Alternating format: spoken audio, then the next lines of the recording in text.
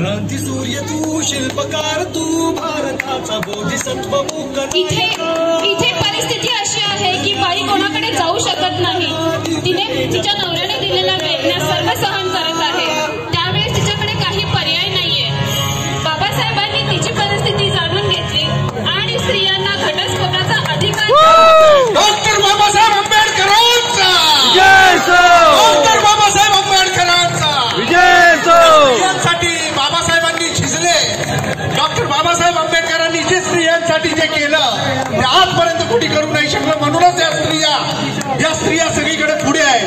आज आमच्या भारताचा पायलट म्हणू नका, राष्ट्रपती म्हणू नका, सगळीकडे ज्या महिलांनी प्रवेश केलेला आहे ते फक्त आणि फक्त डॉक्टर बाबासाहेब आंबेडकरांची आमच्यावर मेहरबानी आहे। अतिशय सुंदर असं कॅरेक्टर म्हणून श्रीराम आपल्या समोर येत आहे। अगदी वरिष्ठ नागरिक आहे। बरेच वर्षांचा कालावधी होऊन कामात त्यांनी तत्परता जरी दाखवली असेल तरी कामानंतर त्यांना कुठल्याही प्रकारची नियोजनासाठी पैसे मिळत नाहीयेत। त्यावेळेस त्यांची परिस्थिती जाणून बाबासाहेब आंबेडकर यांनी पेन्शन योजना अंमलात आणली। त्यावर त्यांनी कायदा बनवला।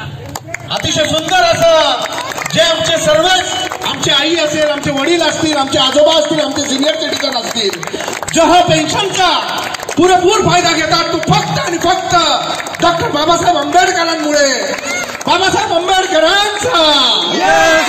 जर आज आमच्या बाबासाहेबांनी ही घटना लिहिली नसती तर आज पेन्शन पासून मुक्त राहिलो असतो आपण। 12 तास आम्हाला काम करावं लागलं असतं। या 12 तासातून 8 तासाचा जो मोबदला घेऊन दिलाय तो फक्त आणि फक्त बाबासाहेबांमुळे। म्हणून डॉक्टर बाबासाहेब आंबेडकरांचा।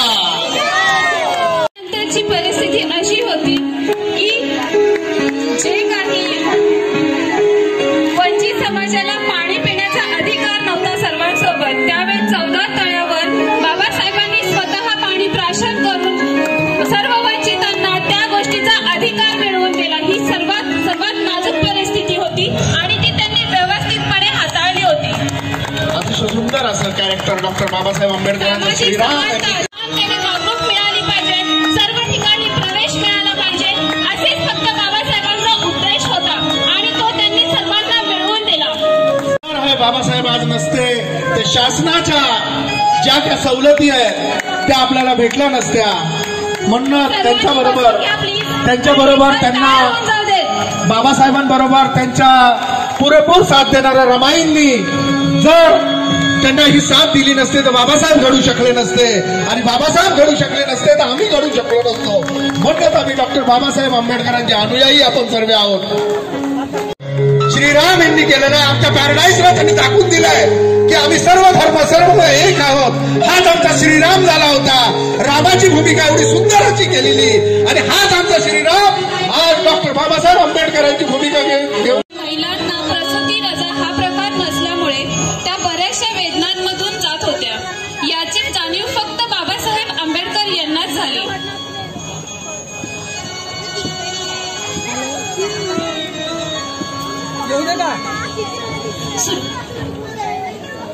एक महिला ती गर्भवती असताना तिला 12-12 तास काम करावे लागत आहे आणि त्यामुळे ती खूप व्यस्त आहे, तिला सुट्टी मिळत नाहीये। त्यावेळेस बाबासाहेबांनी तिची परिस्थिती जाणून घेऊन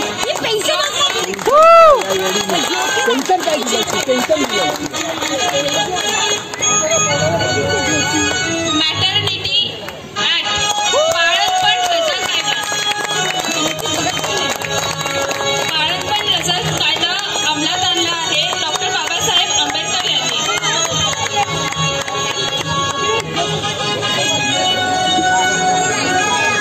त्यानंतर